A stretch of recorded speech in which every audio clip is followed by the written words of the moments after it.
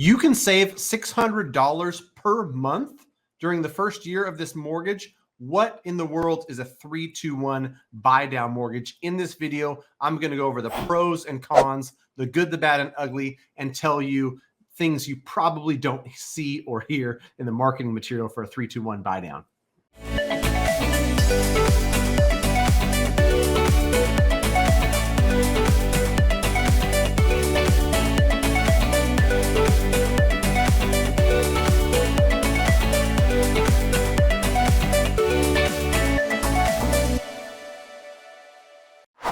All right, Matt, the mortgage guy, residential mortgage broker, licensed in 48 states over at UMortgage. Reach out to me and my team if you're looking to get pre-qualified. We're happy to help. Go to greatmortgagebroker.com, fill out the form. Let us know where you're at, how we can help. Let me fix that. Pre-approved. No such thing as pre-qualified. We're only going to do pre-approvals. So on with the show. 3-2-1 buy down. This thing's getting more and more attention. I'm seeing more and more about it. So I want to just give you the skinny, how I always do, because when somebody's promoting a program or there's marketing about a program, it's all sunshine and rainbows. It's all good. But like most things, there's pros and there's definitely cons when it comes to a 3-2-1 buy down mortgage. There's also a 2-1 buy down, similar type thing. Let me start there. What is a 3-2-1 buy down mortgage? A 3-2-1 buy down mortgage is a type of loan that charges lower interest rates for the first 3 years. That 3-2-1 is the first 3 years of the mortgage, where 3% less interest in the first year, then 2% the following year, then 1% lower the year after. I'll give you an example, right? So let's say it's a 30-year mortgage and the start rate is 5%, but they give you 2% during the first year, 3% during year 2, 4% during year 3, and then starting in the 4th year and beyond, it goes to that 5%, which is the quote unquote like start rate. Let's talk about some pros and cons. The pro, obviously, is that you're going to have a cheaper payment for the first few years. And just to put some context to it, because people, you can talk all these numbers, it doesn't mean as much. $400,000 purchase, 10% down.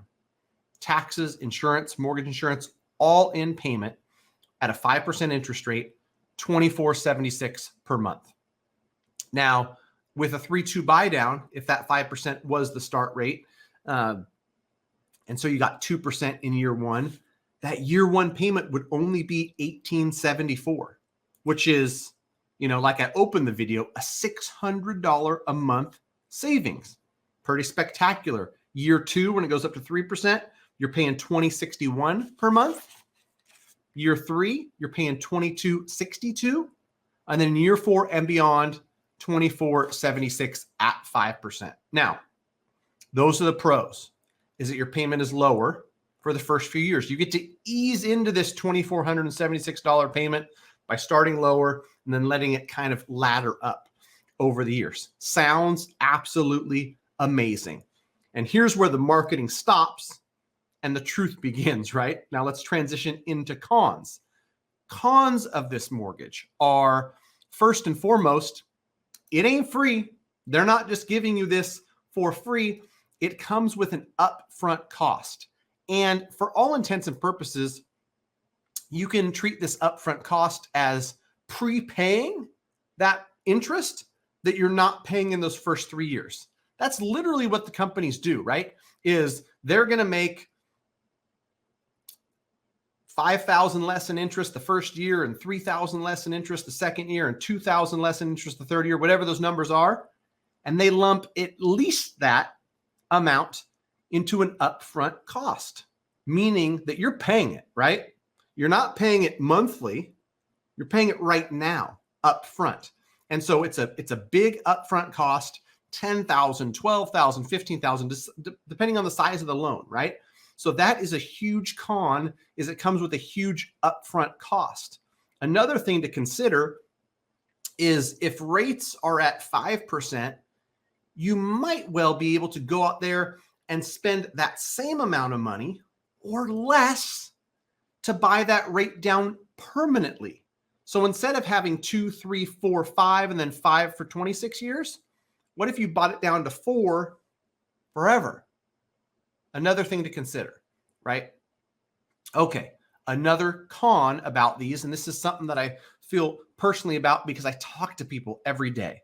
And I know consumer behavior because I hear the stories, I have the conversations. And so I've got this boots on the ground type of intimate relationship with consumer behavior, especially around mortgages and mortgage payments, because I'm talking to people every single day. What happens when you start with this much lower payment in year one? Most people, rather than taking the $600 a month savings, which, oh, by the way, they paid up front for, they paid it in a lump sum to save a little bit up front, they're going to let their budget expand into whatever they're taking home. This extra 600, generally speaking, is not going towards savings. Generally speaking, is not going towards investments. Generally speaking, is only going to get expanded into with more non-essential items, right? A couple more nights out to eat, an extra trip, or whatever the case may be. So that year two comes, and now you've got a payment that's about $200 more. And you've got to scramble to find out, like, why do we feel short every month now? We've got to cut one less night out, one less this, right? To make this new payment. Then year two comes up, the same thing happens, right? Your payment goes up another 2. By the time you get to that initial interest rate of 5% and 24.76, that payment feels like a stretch. If that payment is a stretch and the 1874 was the payment that's comfortable within your budget, you should buy something with the $1,874 payment from the start. That's not going to change, right? And in this way, it's not necessarily an adjustable rate mortgage, but it functions like that, in that it lulls you into a lower payment.